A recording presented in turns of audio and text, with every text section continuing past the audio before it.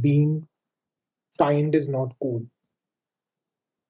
That's the challenge that I find, and how, again, it boils down to parenting. I think when all the kindness lessons are in a lot of families I see are superficial. Okay, it's your birthday, let's go to an NGO and feed everybody food, and but they're not willing to feed people in their own house. Alpha is a very big word for boys. I am an alpha. I cannot be less than that. This is something that keeps coming to me from these teenagers. So I really question them and I try to understand what is it about this alpha that's attracting them. It's the power, the feeling of being strong. But is kind not strong? Is compassionate not strong? So comfort zones actually don't raise adults. This is what parents need to understand. They raise, in my language, I call it professional escape artists, who run from discomfort back to mom's cooking. And that's the last thing that we want for our kids. I see a lot of them barely making it out of bed. And that whole culture is also spoiling the health, which is a very big, significant issue, which the WHO has also pointed out. And a lot of us are actually facing as parents when we see our children not wanting to do that effort.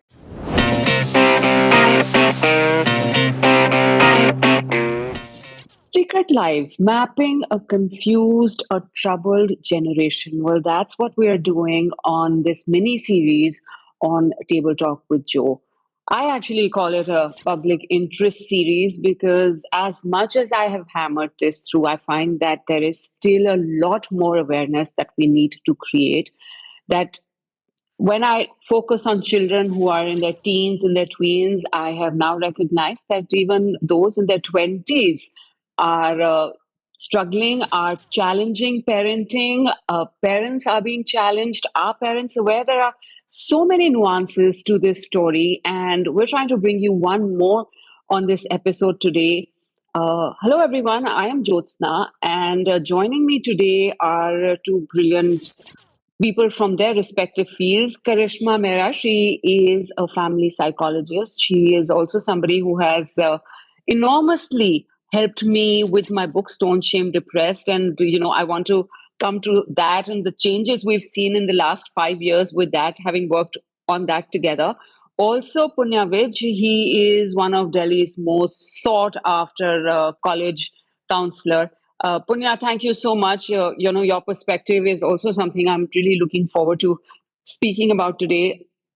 Karishma, let me kick it off with you because 5 years ago when we were speaking, when I was writing the book, we were discussing about teens, tweens. We were struggling with the fact that the tweens had taken over what the space was for the teens, but now we're looking as this big demographic that is going on into the 20s and more. There is just some generational shift that has happened, hasn't it?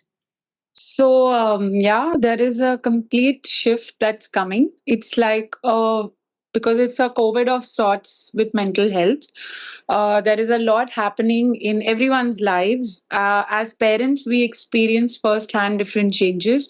But as children, as youth, I think the youth is going through a metamorphosis of their own.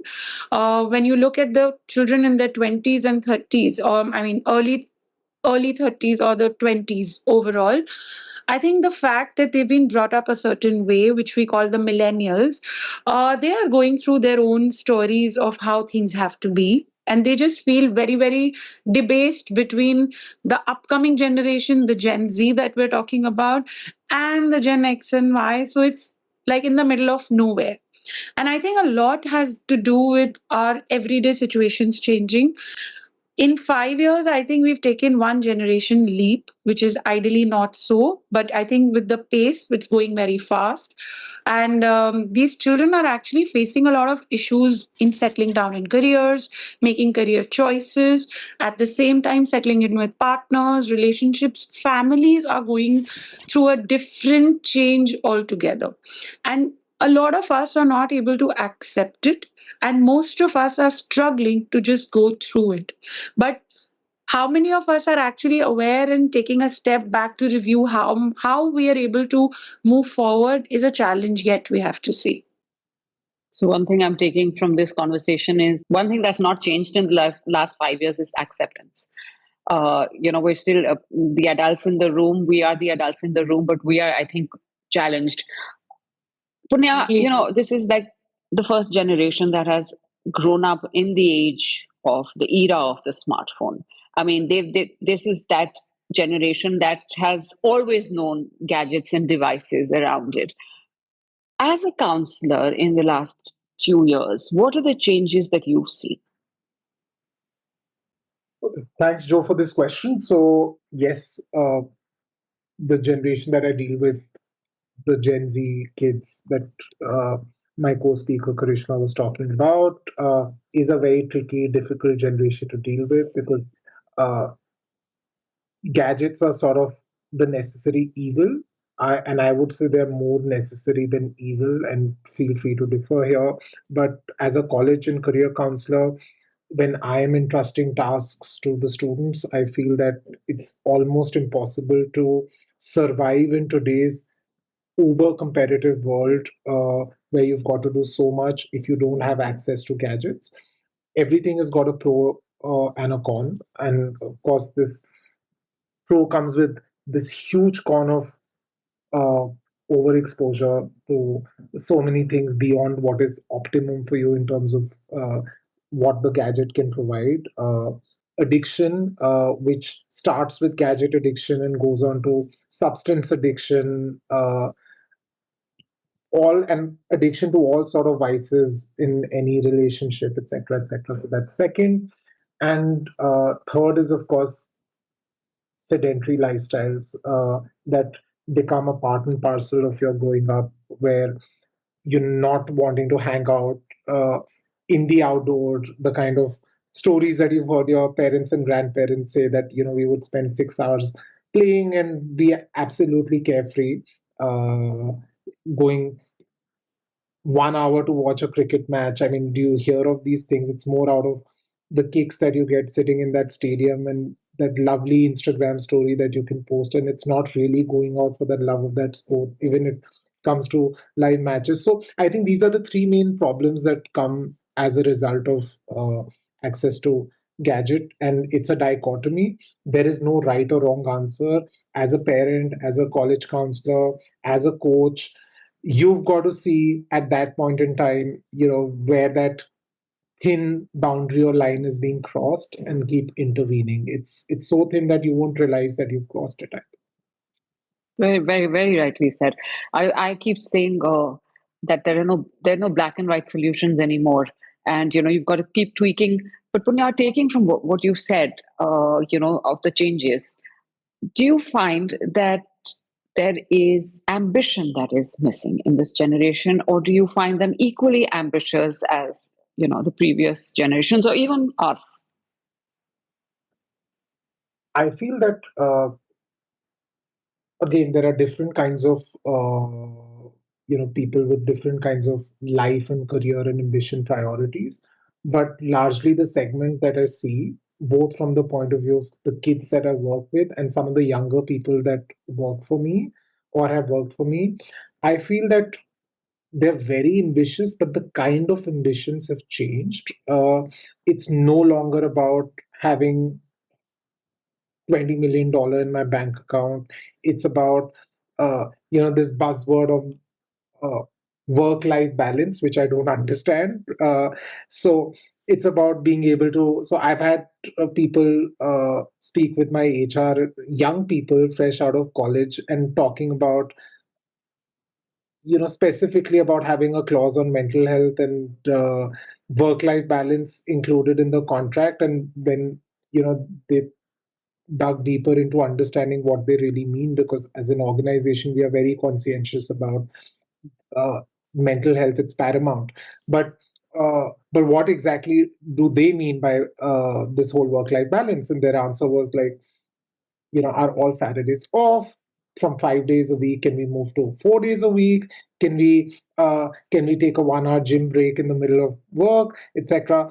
And it's not that the previous generation was not health conscious, etc. They didn't go to the gym, but they made time for it. They would be early risers. They would go for their morning run at 6 in the morning and still being able to make their own breakfast if they're not staying with family and they're moving to another town, and then making it for work and doing so many things. So this is just an example of saying that how the kind of uh, what constitutes ambition has changed. Ambition is still there, but it's about being able to uh, go for your coffee dates on the weekend, go for your pickleball matches, or whatever is trending out there.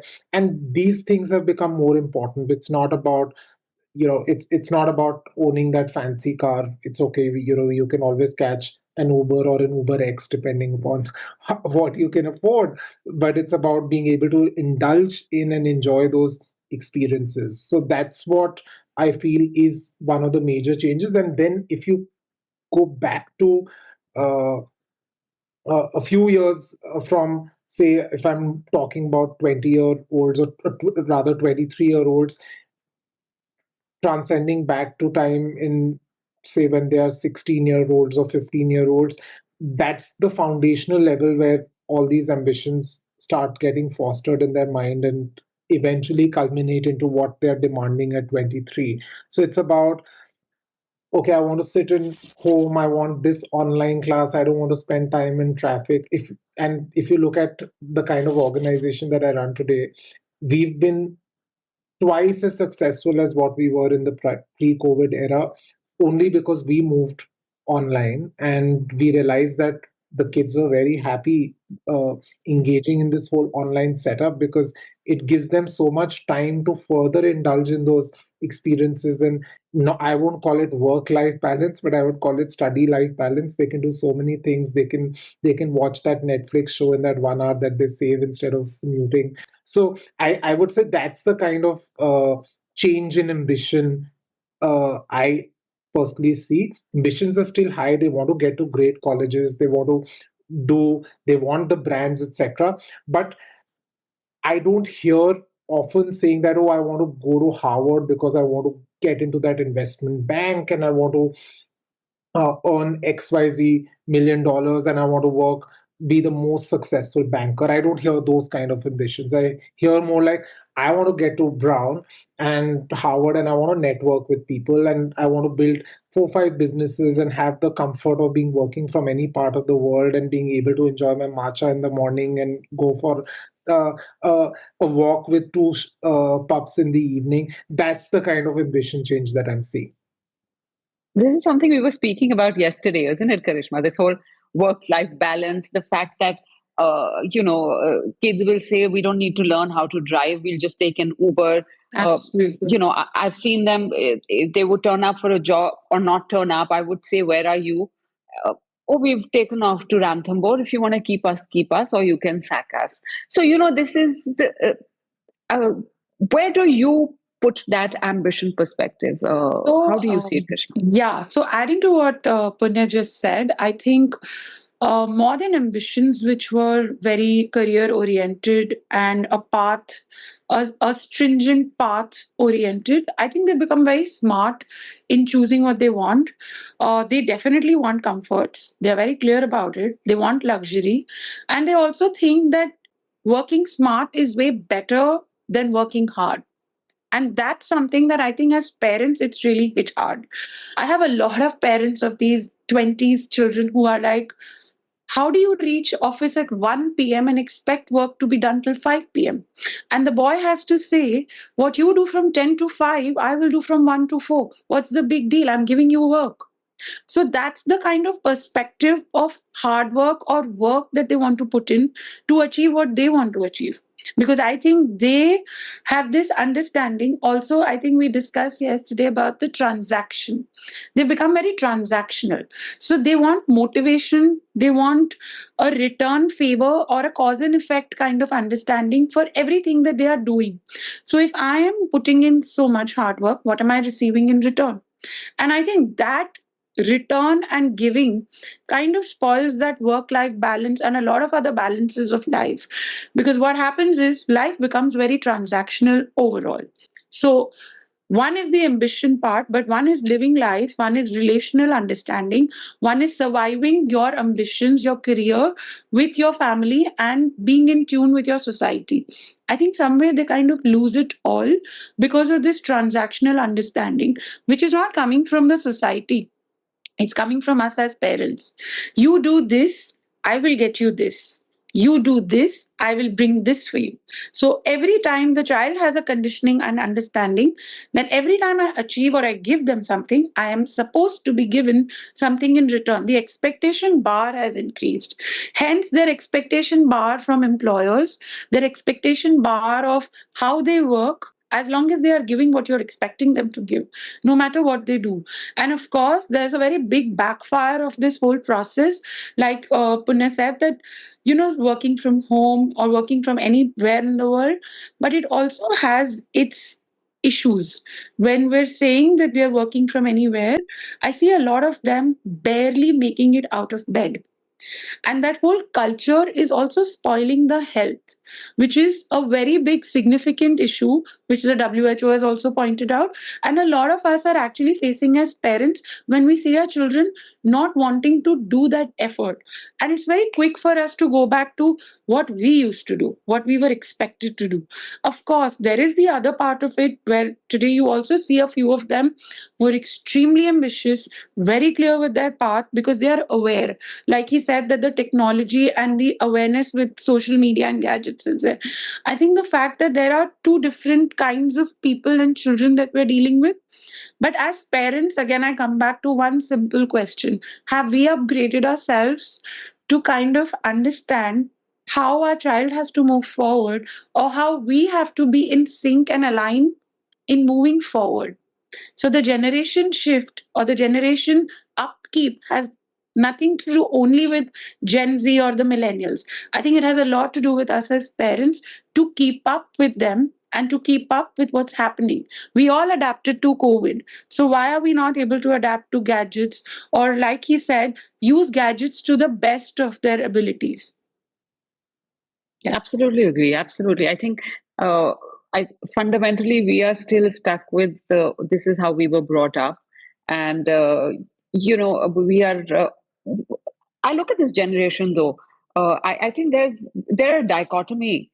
At one level, you see this laziness, this lack of. I call it lack of ambition. We are not going to rent a place. We are not going to drive a car. But on the other hand, they will break down stereotypes so quickly that you have to think about.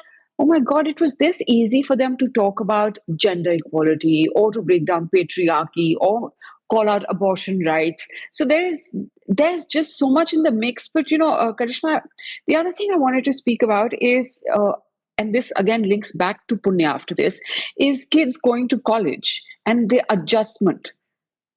Are they finding? Do you find that there is an issue there of kids returning back, or or we bringing them up in such a bubble that they're not being able to adjust? I absolutely agree with that one because all of us have aspirations as parents also, that we want to give the best to our child and to the best of his or her capacity. We also send them. But the way we have brought them up, there is a very protective way we Indian parents per se are trying to bring them up. And in that whole delusion of being protective about them and supporting them, we do not teach them a lot of fundamental values, or sometimes I think it's often missed: the accountability, the responsibility, the understanding of what you are expected or what's expected out of you, a certain charter of things that we want our children to have, a resource bank of their own, of awareness of how they're supposed to deal with situations, is unfortunately not there. I have parents who are still giving alarm and wake up calls to their children who are 9 hours behind them or forward at odd hours. The parents are alarming themselves so that they can wake up those children, just so that the children are attending class. And we also have a lot of children, I'm dealing with a lot of children coming back. It's a very disheartening story because these children are not able to adapt. Some of them kind of, when you're going from a very protected environment and you suddenly feel like all the liberties and freedom is accessible, sometimes we are not able to understand our own boundaries. This is not a failure of a parenting system or an upbringing system, but it's definitely somewhere linked to the fact that we've not taught them how to boundary themselves, how to understand what to do, who are the people that they can link themselves to, how do they keep themselves surviving. The survival instinct of our children sometimes has become very low because we as parents want to step in and provide for them before they are actually adept at it. Instead of stepping in, I always tell my parents, why don't you support them from behind? Let them use their head. Let them do their thinking. We're there for them behind.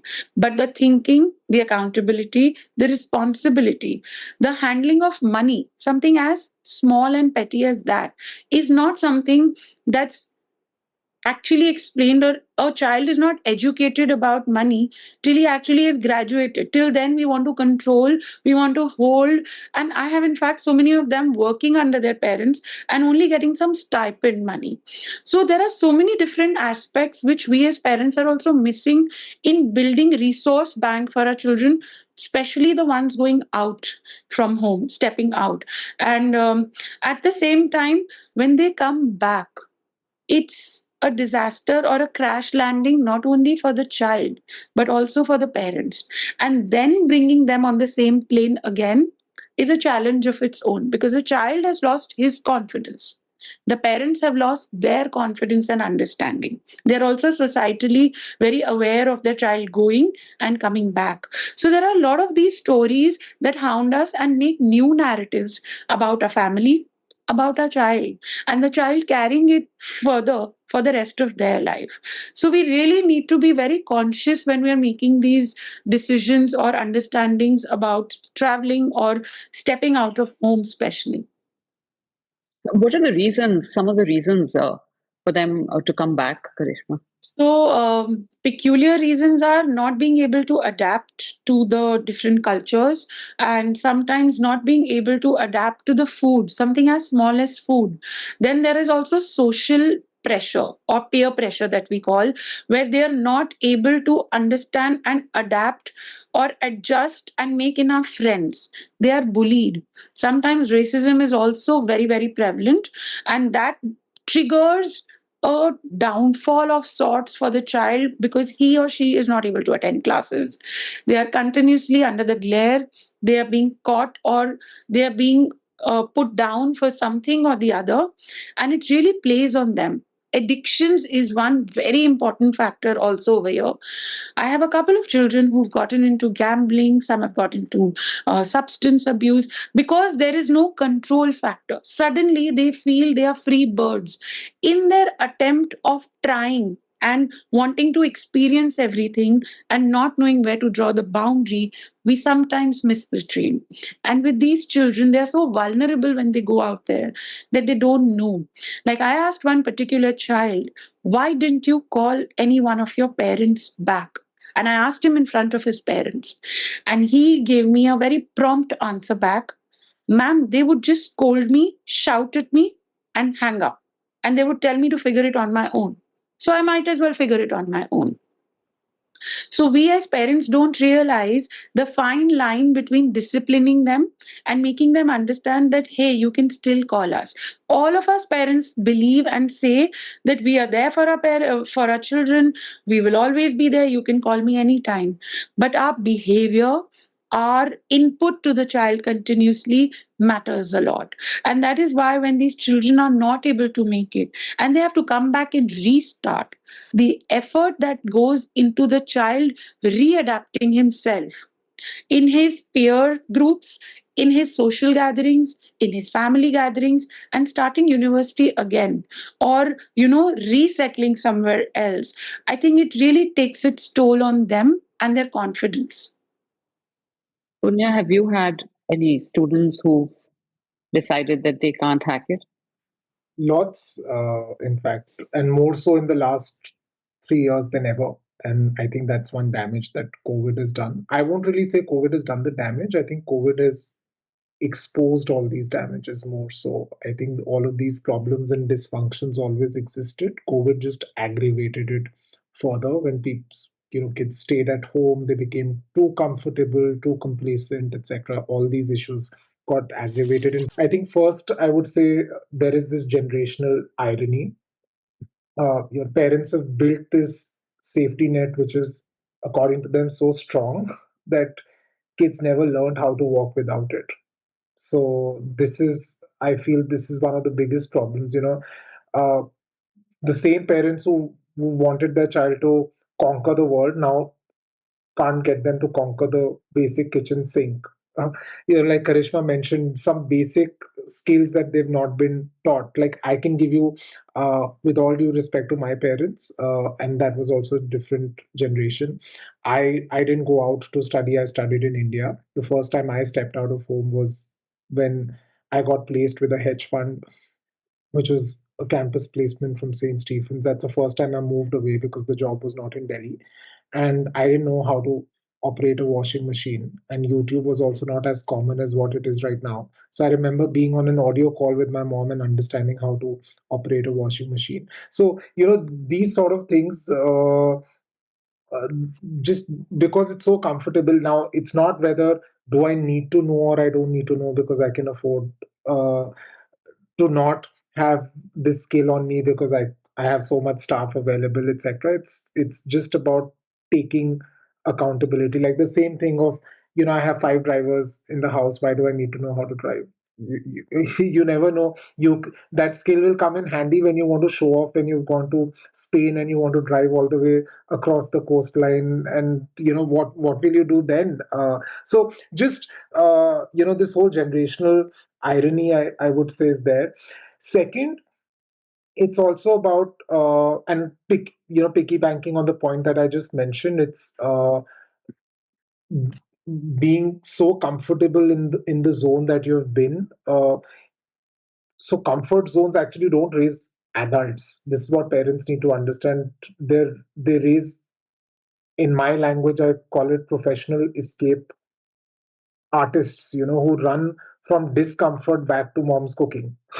And that's the last thing that we want for our kids. So then I would say the lacking the ability to cope with failure, that's one major reason. Like the child that we were mentioning right now, the first time, you're this star kid in your own living in your own bubble here. Mhm. Everybody knows you. Everybody's uh, you're pampered by your parents at home. You're your grandkids favorite child. The teachers love you, etc. So you're in this cushioned environment here in India or in your home country, and then you go seven seas across to a different continent altogether, and you're Mr. Nobody, right? You could be coming from wherever, from a place where everybody knows you, or a place where you have all the resources and you have to start fending for yourself. Yes, your parents can get you the fanciest apartment out there, but you've still got to submit your assignments. You've got to reinvent the wheel of forging those relationships with your professors, friends, all together. And it can be daunting. So there will be times you will fall. You may not be able to take out time to study. You may not make it to the club that you apply to, or a society in college. And how do you cope with those failures? Because here parents provide for all the means. Okay, one college counselor is not working out to you, let's shop across, let's go to the second one, let's go to the third one, let's hire four counselors, one for five colleges each, apply to 20 colleges. This person is not, this tennis class is not working for you, let's get you five tennis coaches, right? We'll fix everything for you. We are super parents. But once you get there, then what? How do you cope with failure? So I think, and that's why colleges are looking at all of these things in their essays also. They want to see how have you surmounted challenges. And a lot of kids have started faking all of that up because the reality is that there is no challenge in their life. So how do parents solve this problem of trying to not be mean parents by trying to provide for whatever they can in their means, because that's what they're earning for? One is to sustain their lifestyle, and B is to be able to provide the comforts to their kids, but how do you not over provide and still ensure that they understand the ability? I'm not saying deliberately make them go through a challenge where there is no challenge, but how do you build the skills to be able to cope with failure, I think is very, very important, which is another reason why uh, people come back. And this, I think, stems from also giving into every demand of the at the formative years of the of parenting. How you start giving into every demand of the child also subconsciously makes the child realize, sometimes I feel that they've not crossed that threshold, they can stay back. It's, in severe cases they obviously need to come back if they're not able to handle their mental health and all the other challenges that come on the table. But sometimes they can, but they choose not to. And that is a culmination of parents giving into every damn demand of the child. So parents today in fact confuse love with logistics. Every tantrum earns a reward.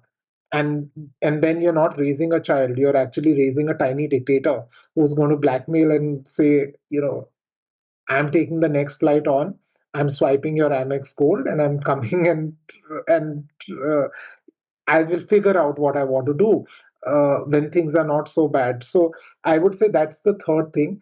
And fourth, I would say, is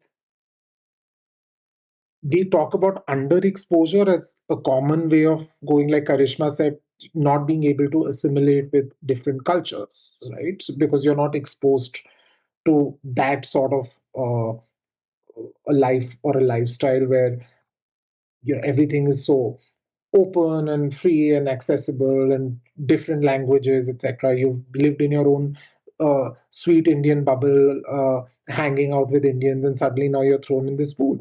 Sometimes it can also be overexposure. So it's actually lack of that optimum level of exposure which can lead to kids coming back.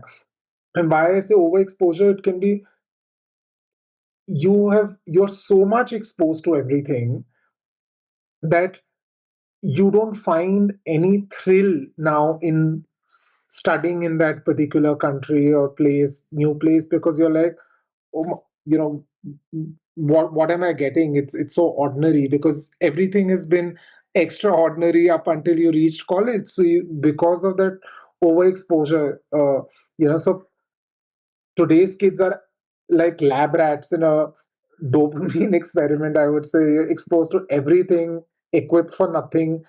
Parents will just hand their teens unfiltered internet access, and then act shocked as if internet does the parenting for them. It does not happen like this. So when a 12-year-old today knows more about, say, a particular TV show than a life skill like empathy, we don't have smart kids, we have overexposed kids. And these over smart, overexposed kids, when reach a different country after a year, 2 years, will be like, now what?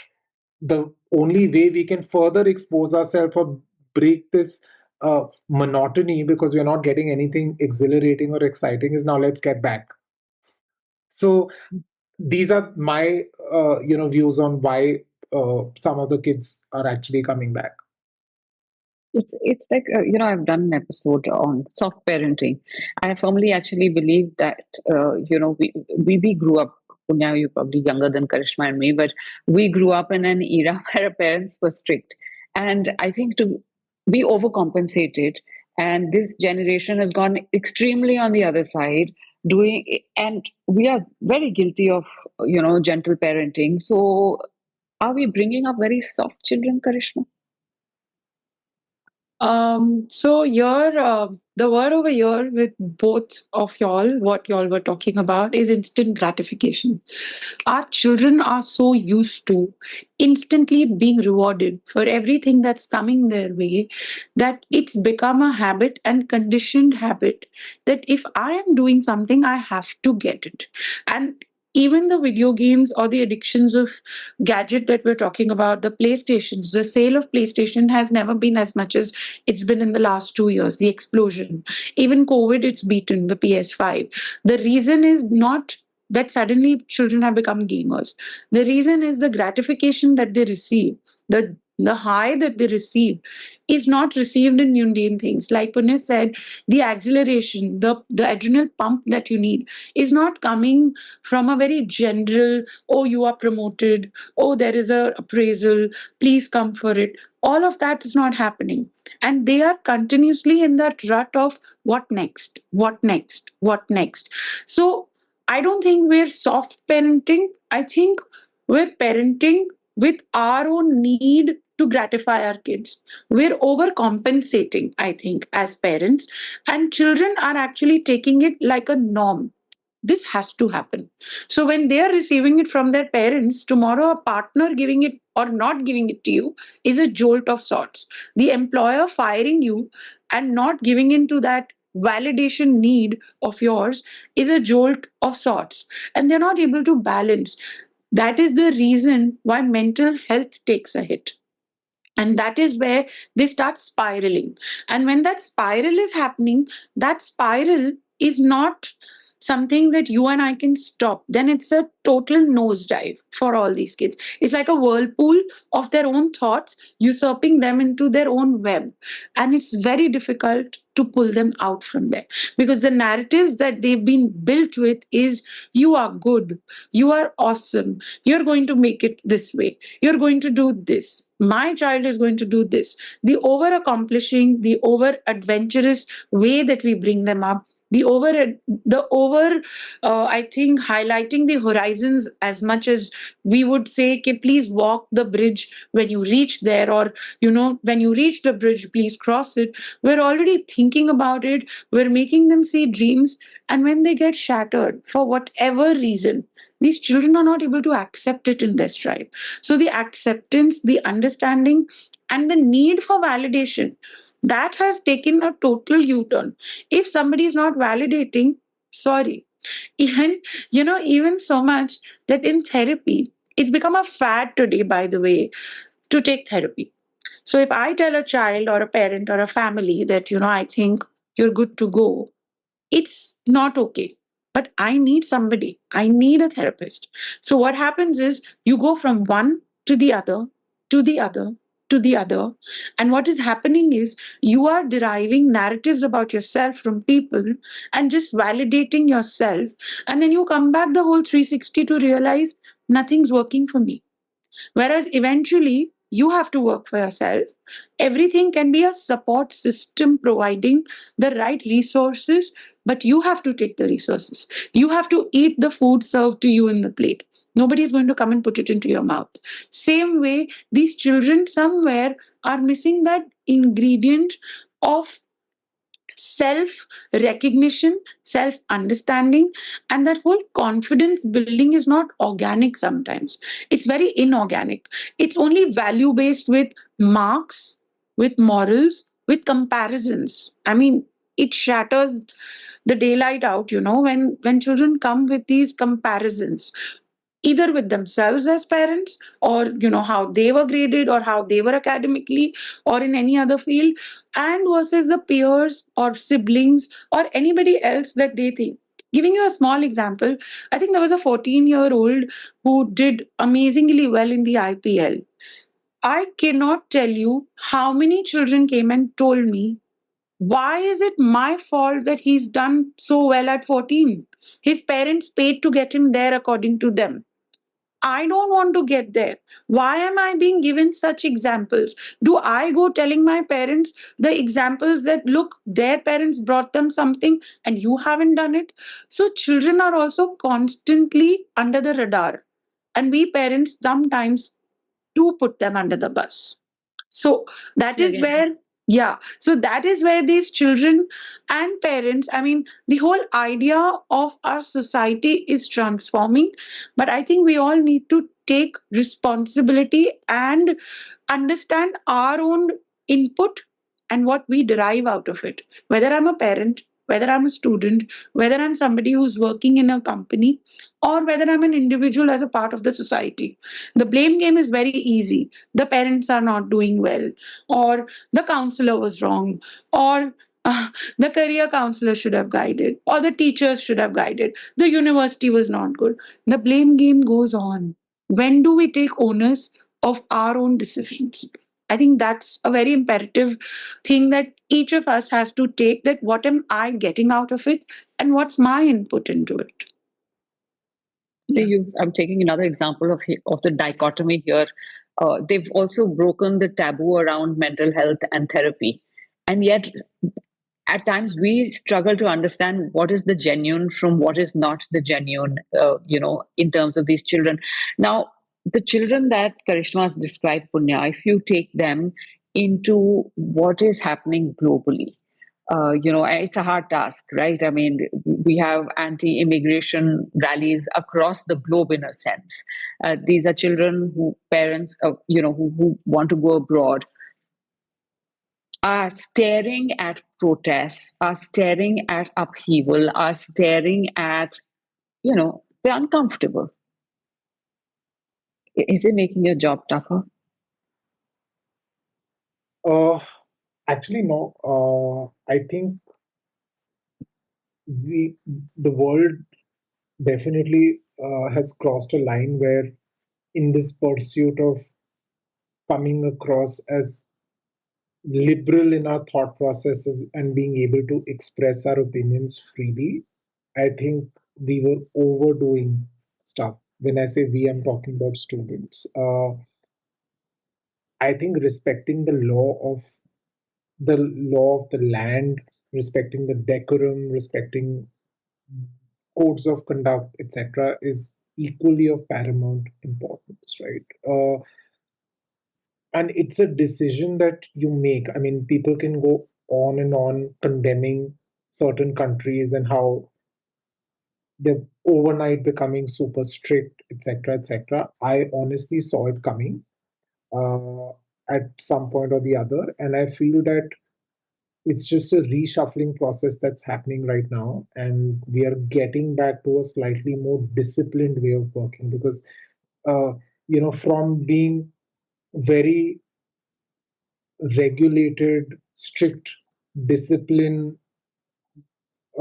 oriented institutions, which most colleges were, especially in America, to over time becoming more and more liberal, etc., to reaching a point where almost every second day, third day protests happening, etc. And all this has also been happening in India. I went to St. Stephen's at University of Delhi, and I remember that every few weeks we would have at least 2 days a week where we would not have classes because some sort of protests were happening in DA. And that trend has continued across so many colleges. We hear of JNU in Delhi, where protests are as common as common cold, right? So I think the governments in a lot of places have sort of got fearful of that we should not become the next institution or model of what some of the colleges here in India and other parts of the world have been. And suddenly you see this over strictness. And while initially I did see a lot of parents suddenly shocked, uh, what's happening, this is not the place where we should send our kids abroad, they're not safe, they can't express themselves freely, etc., to now reaching a point where parents are also seeing the rationale of why behind what's happening, and they, in fact, I've had a parent saying that I want my child to be fearless in his or her thought process, but I don't want my child to be practically disoriented uh, and over aggressive and over rebellious, where everything is trying to be questioned. Right? You should question stuff, but there is also, I mean, today you can't start questioning everything that's happening around in the world and pick up fights. You choose your battles wisely, right? You pick up the important ones that you want to and not. So I did initially fear that it's going to make my job harder to convince people to go out to study because of what's happening with so many protests and different sort of geopolitical situations across. But I do see parents becoming more and more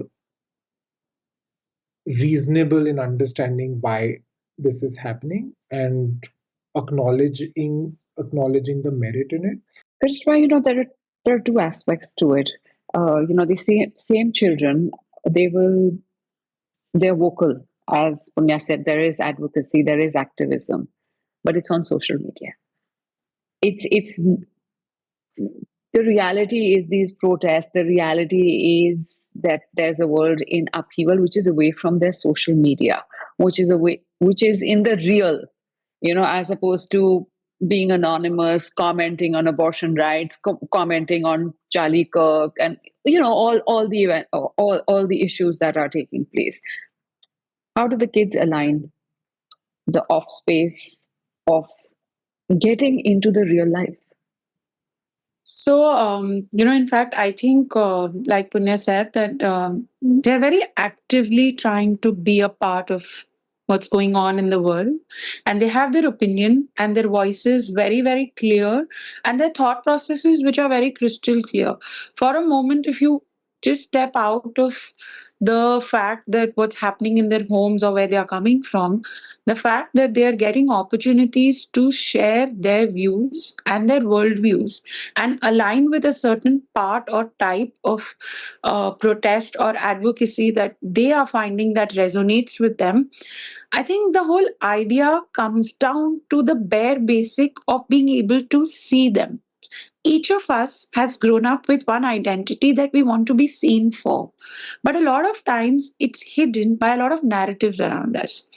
When they're going out, definitely with the cross culture and the kind of interface that they have with so many different people, it brings them to realize that they have their own voice, their own worldview, and to be seen for who they are and what they bring to the table is very empowering for these children. And to be seen for who they are, not what the world projects them to be, is empowering them. And somewhere these children have, this coming generation is actually very crystal clear about what they want to be seen for versus the narratives that people are actually telling them or the narratives given to them. They're able to kind of navigate through all of this and be able to stand for what they think.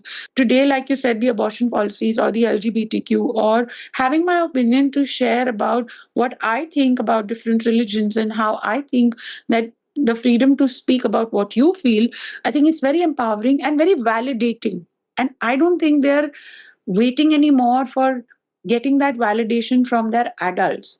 They're strong and powerful enough to navigate through it with education, knowledge, and their own voice. The one downfall, in a sense, that I look at, Punya, is the way peer pressure has mutated, in a sense, in the last few years. How do you look at it? You think peer pressure is really mutated? I mean, I that's do, I this do. question. I think it, I do. I do. I think, especially when it comes to girls. And if you could just give me, Joe, In the sense that so it's no longer within the traditional boundaries. It's there is no definition of what peer pressure is anymore. Actually, it could come. It's not even just the physical, is it? It's in the mental. But it's huge when it comes to women. I've got two girls, so I can see where that pressure comes from. One is 16 and one is 13, and I can even see the difference in both of them. I mean, they're just 3 years apart, but I can see the difference of the kind of peer pressure the younger one gets in school versus the elder one. So, in my opinion, it's changing that quickly, that drastically. And so, I want to actually ask you: do you see it, A, and do you see any difference between girls and boys when it comes to peer pressure? okay. So I think, Joe, for me, the definition of the very word peer has mutated, and that's what causes the peer pressure mutation from originally looking at peers as somebody your age, your school friends, your buddies, etc., to now this whole in this endeavor of trying to be the uber cool generation where you consider everybody as your friend, right? You can have a pickleball friend, a 16-year-old guy having a playing a sport with a 30-year-old person. You can have somebody much younger than you. You can have your dad's best friend who's like a buddy to you as well, because the old people are trying to act cool by being young. The young people are trying to fit in and have versatility of uh, sort of being able to interact with people across, and that's what's causing peer pressure in a way to blow out of proportion, because then earlier they would succumb to pressures from people of just their people of their similar age, but now it's trying to fit into multiple groups spanning ages, spanning backgrounds, spanning different sort of relationship realms. I see that as the biggest change in the peer pressure, which is what's causing things. So just to give you an example, even sometimes the child, say, drinking when uh, is because not, say, there's pressure from another peer or another friend from the same class. It could be the pressure from the parent. I've seen parents turn around and be like, so when will you grow up? Because of in this modern age parenting where they feel that, okay, if you've crossed 12, uh, it's okay to have a drink, friends coming over, parents organizing a party for their kids and setting up the bar for all the kids and their friends, because the parent is also a friend now.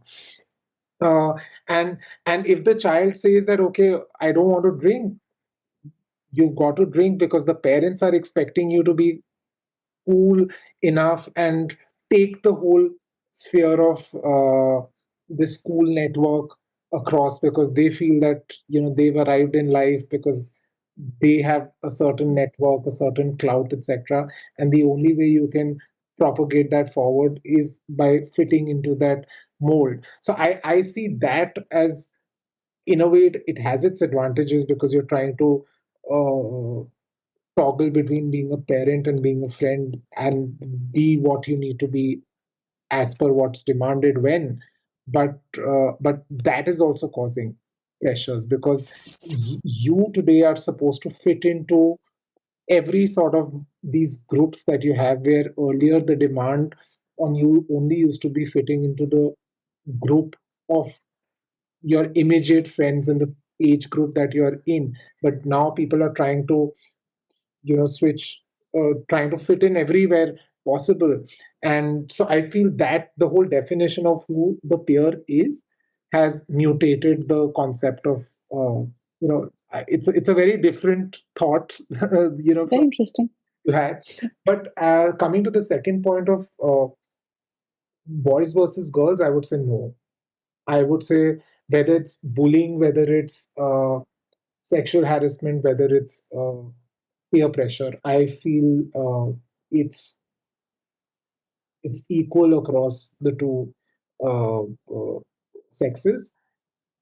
In fact, I've seen now. This is not exactly related to peer pressure, but just giving you an example of.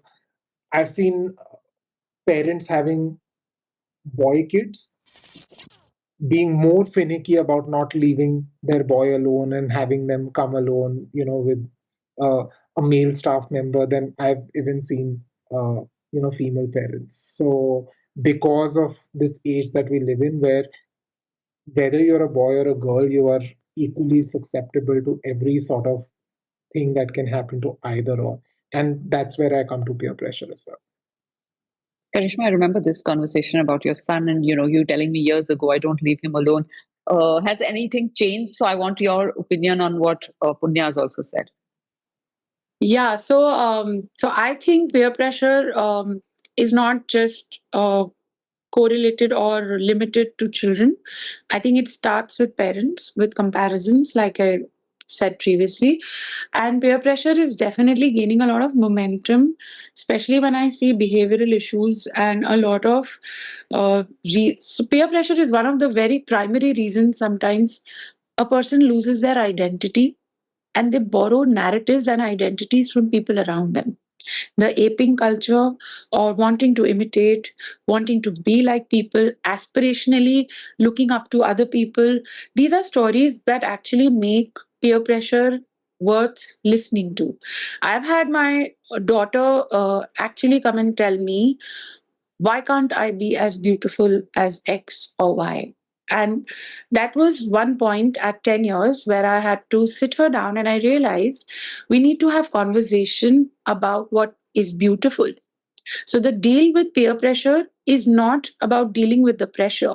It's about having a communication channel where they're able to come and voice their comparisons or their stories or their idea of what they should be doing. And if they give us this perspective, we as parents are able to connect with them, communicate with them, and break it down into simpler theories and ideas, and giving them an option, an array of options to choose from. For example, if I just stick to this particular option or topic of why can't I look beautiful or why am I not good looking, my conversations with her started from exploring what happens when you're going into puberty, what happens to the body, how you have to take care of yourself. I also took the opportunity to actually discuss with her what is the idea of beauty for a person. And I think it really went down well with her because we discussed a lot over it. And beauty for us, I shared with her as a parent, was that beauty is not about how beautiful you look or how beautiful you talk. I think beauty is a lot about how you make people feel, how people feel around you. That's beautiful and that stays with people. So, if we are able to have small communication and conversations with our children, I think peer pressure can also be resolved or broken down into smaller sets. Comparison between boys and girls is definitely there. Boys have a different alley of pressures that they go through. They want to be seen as macho, alpha. Alpha is a very big word for boys. I am an alpha. I cannot be less than that. This is something that keeps coming to me from these teenagers. So I really question them and I try to understand what is it about this alpha that's attracting them. It's the power, the feeling of being strong. But is kind not strong? Is compassionate not strong? These conversations have to repeatedly happen with boys as well. For girls, it's very competitive, not only with the kids, with just looks or people or friend circle, but it has a lot to do with how I feel around a certain thing. How parenting is also how teachers treat you versus other people, how other people treat you. And I think that is something that's across all genders. But yes, there is a subtle difference in peer pressure. And I mean, when it comes to boys, when it comes to girls, the way we deal with them is different. You have to understand the sensitivity of the person coming to us, because that is where the game changes. Pressures are there. We also face it in our fields. We face it with children, we face it with parents, we face it in the kitchen, so many things. In COVID, I was actually declared that I cannot cook to save my life because there was so much happening by other people that was also pressure for me. I was tumbling under it because every day in my family group people were putting up pictures and I used to just feel bad. That was pressure for me. I actually declared to everyone, okay, I can't do it. So if we as adults feel certain such small pressures, imagine what the children are facing right from school to the time they actually probably at least become parents themselves, to start the least. So I think peer pressure is definitely there at every point. But as parents, as teachers, as members of the society, I think we have to be very mindful of our conversations with the youth. I know there's mindfulness, but there's also the reality that 8 and 9 year olds are walking around with makeup, and some families allow these kids to have collagen at this age, and the other kids are watching, and the other kids are imbibing the beauty standards, as you say, because they're too young to understand the depth of other conversations. But that's a conversation for another day. I'm going to quickly ask you both one last question, briefly, if you want to. Punya, with you first. What is the one challenge that you want to flag when you see the kids around you? I think the biggest challenge, picking up from what Karishma said right now, being kind is not cool. That's the challenge that I find, and how, again, it boils down to parenting. I think when all the kindness lessons are in a lot of families I see are superficial. Okay, it's your birthday, let's go to an NGO and feed everybody food, and but they're not willing to feed people in their own house, the bhaiyas and the didis, etc. So I would say double standards in parents and kids and parents together feeling that just being kind is not cool, and upper say we'll just show it out there, is a big challenge which I think needs to change from the roots, because people are not fools. You might do things very, very superficially today, but the other person will figure out at some point, and uh, it's ultimately going to be a deal breaker for you. So And your kids are imbibing it.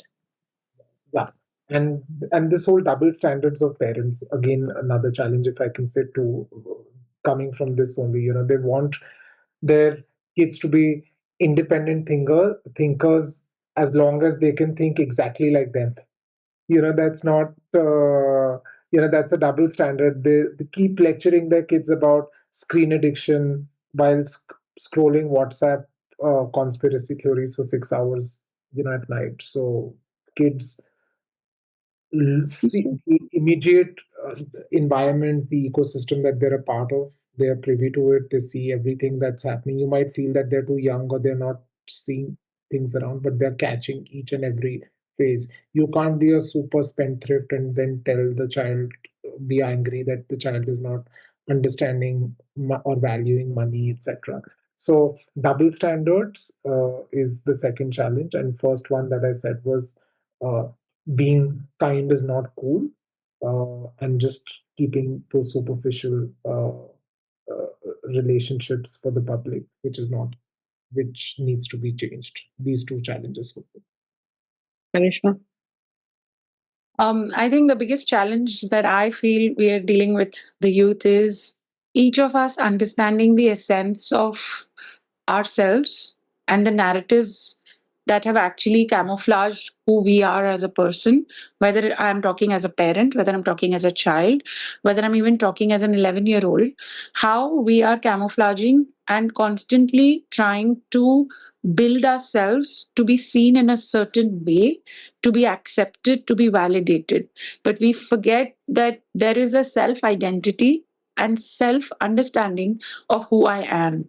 If every child is had at least one such session where they are reminded subtly of who they are and what they stand for, what works for them, I think that's really going to, multiply into their confidence and understanding of themselves and people around them on a very empathetic level. So, definitely, I think self discovery for each of us, because I think we're all very lost in this society, trying to ape, trying to copy, trying to compare, trying to compete. So, the simplicity of life, of just knowing who I am and what I stand for. If each of us dwell into that story, whatever age you may be, I think that kind of will bring you to an understanding of where you're headed and where you're coming from. So, definitely, that's a challenge. Karishma and Punya, before I let you both go, here's one last thing, because I think the world needs to read more and more. Karishma, what do you recommend? A book. Um, there are a lot of books actually. There is Brené Brown and there is Gabor Mate for parents and for children. I think their books are phenomenal. From Scattered Minds to there is a book called uh, The Presence Process, and there is this particular book the gifted child. So these are stories and these are conversations of parents and children and their stories of discovering themselves through their own lens. And that's something that I really think each of us needs to hear about ourselves, read about ourselves, and understand about ourselves. So the authors are Brené Brown and Dr. Gabor Mate. Excellent. Punya? And my answer is going to be very different from Karishma's. I would like Great. to read the Shiva trilogy by Amish Tripathi. All the three, segments. Series. First one, The Immortals of Meluha, The Secret of the Nagas, which is the second, and The Oath of the Vayaputras, third. I think together the Shiva trilogy helps you understand life in the most condensed manner. Uh, I mean, I've practiced the Nichiren Buddhism all year, and we've talked about 3,000 realms in a single moment, multiplied by 10 realms, multiplied by 10 factors, multiplied by. So each moment or each second, there are 3 lakh possibilities of what you can have. And that multiplied by the number of moments that exist in life is the number of possibilities that your life can, or the turns that your life can take. But how do we, in those infinite moments that exist, be able to navigate our life in the best possible manner, hold our compass together, learn from one of the uh, spiritual superpowers in the Indian mythology, yet learn it in such a practical context, which is very, very applicable in today's time? I would say the Shiva trilogy. Excellent, because anyway you look at it, knowledge is power, isn't it? The more you read, the more you learn. And what we have established is that we need to keep learning. We need to keep being on the ball to kind of understand the changes which are being thrown at us. It's like a curveball. Curveball. Every app that's downloaded is just another one. I always said that when I kind of looked at the secret life, so to speak, it was tweens and teens. But what we have understood is that this is now flowing into children in their 20s, the parents. Where are we as the adult in the room? That remains the big question. Can we afford to say no smartphones forever? Can we afford to just be in black and white? I definitely don't think so. I think a good parenting at this point in our lives would probably be uh, fighting the right battles, and picking and choosing the battles that we can fight and we need to fight. And there has to be always a give and take. Conversations and engagements are always important. I think nothing will work without it, because our children are, we're responsible for what they are, but they're also existing in multiple challenges, especially with the kind of peer pressure that they see, the kind of things that they are seeing, the kind of the fact that they have to be accepted in different forms, and it's very different from how we grew up, but this is their reality. And I think the best would be to kind of understand that the reality has changed, the goalpost has changed in a sense. So once that has changed and acceptance comes, I think we'll be able to find our own individual solutions to it. The idea of the show has always been to not preach, but to kind of show a mirror, and everyone takes away what they can, because parenting is very individual, and parenting is very, very relative to how each one wants to bring up their child. I am nobody to give an opinion. We can only help, and so we try. Karishma and Punya, you guys have been brilliant, and lovely talking to the two of you. I think we've gone on and on. So I'm going to end this now. And all the best with all the children that you guys are handling on a daily basis, and may they keep seeing the light. Thank you. Thank you so much, Jyotsna.